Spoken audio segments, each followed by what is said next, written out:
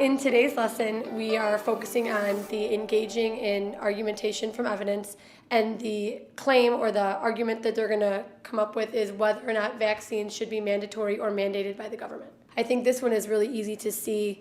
There are very clear good pieces of evidence and very, not so good pieces of evidence.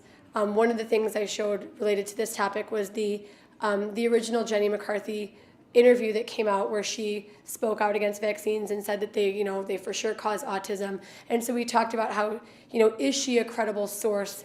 You can choose to say that vaccines should be mandated by the government, that's claim one, or that vaccines should be optional, or the parent's choice, that'd be claim two.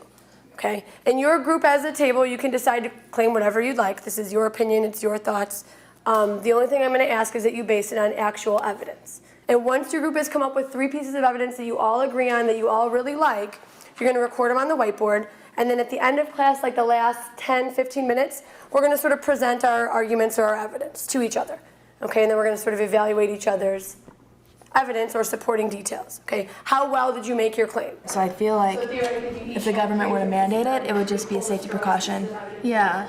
It's not. I feel like it'd be like a higher risk to not mandate it for everyone else. Yeah. So are we for the government Doing it? Yeah. Okay. When you delay vaccines, you leave children unprotected against dangerous diseases at the time when they're most vulnerable.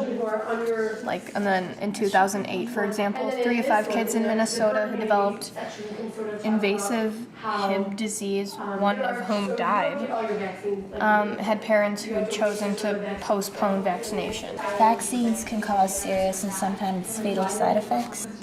Exposure can cause cardiac impairment and central nervous system depression.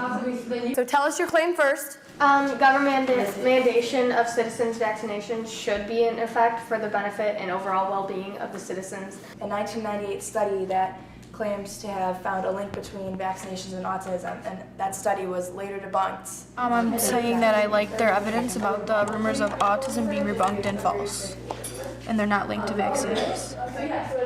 With vaccines on the rise along with autism, parents are concerned, and I think it should be their option.